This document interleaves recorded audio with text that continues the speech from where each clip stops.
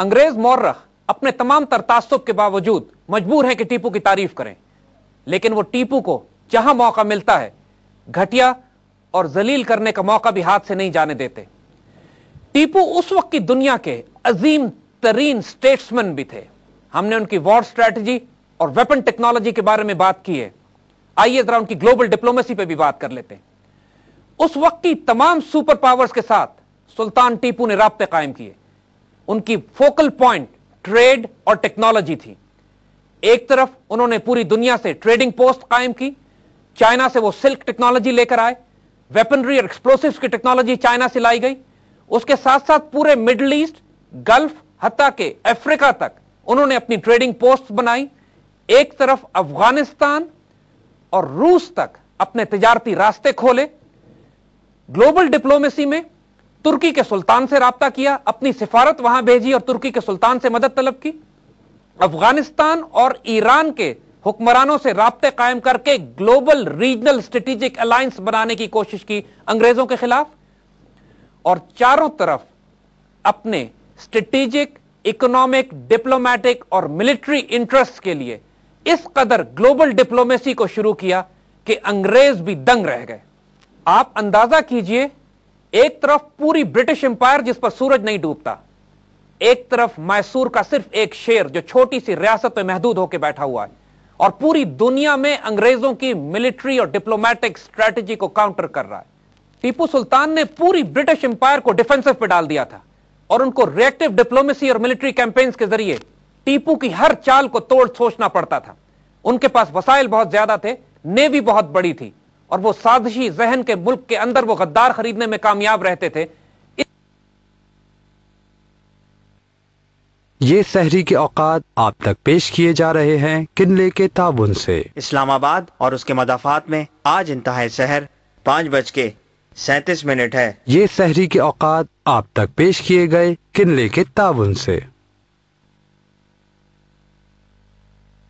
इसकी वजह से बिलाखिर टीपू को शिकस्त हुई, वरना इसमें कोई शुबा नहीं है कि ना हिंदुस्तान अंग्रेजों के पास कभी आता और ना ही कभी अंग्रेज इस पूरे खित्ते में इतने कामयाब हो सकते अगर टीपू सुल्तान अपनी मिलिट्री और डिप्लोमेटिक स्ट्रेटजी में कामयाब हो जाते।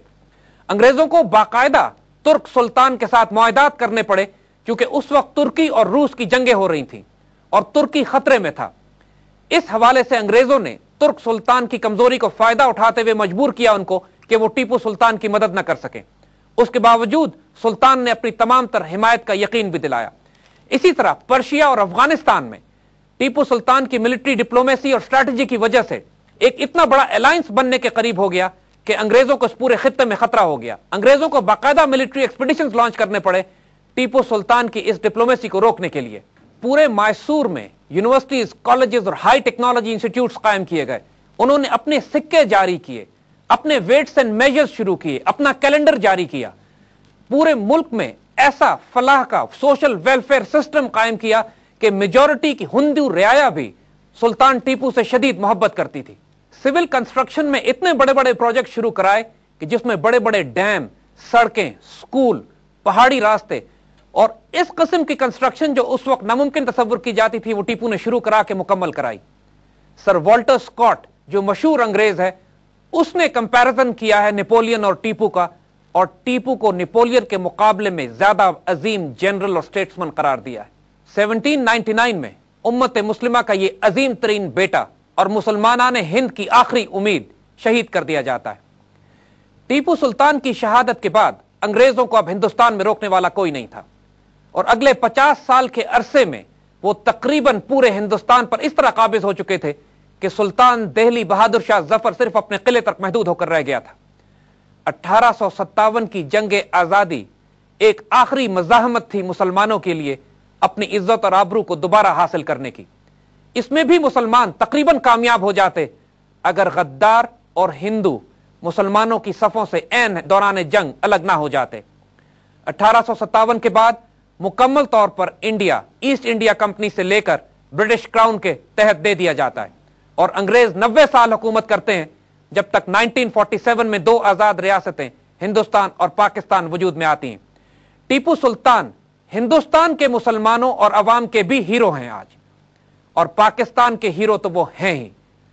टीपू की शहादत सिर्फ मुसलमानों ही के लिए नाकाबिल तलाफी नुकसान नहीं थी, बल्कि पूरी दुनिया भी एक अजीम तरीन जनरल स्टेट्समैन और एक ऐसे दानिश्वर बादशाह से महरूम हो गई जिसने पूरी दुनिया की मिलिट्री स्ट्रेटजी की तारीख तब्दील कर दी, उस मिलिट्री इनोवेशंस की वजह से जो उसने अपनी लेबोरेटरीज में तैयार की थी। जिस जमाने में टीपू सुल्तान मैसूर में अंग्रेजों के खिलाफ लड़ रहे थे, उसी दौरान में खिलाफत उस्मानिया के कुछ इलाके रूसियों के जेर तसल्लुत जा रहे थे। दागिस्तान, चेचेनिया और कफकास के इलाकों में रूसी पेशकदमी करते हुए मुसलमान इलाकों पर कब्जा कर रहे थे और वहां भी एक जबरदस्त तहरीक मुजाहमत पैदा हो चुकी थी।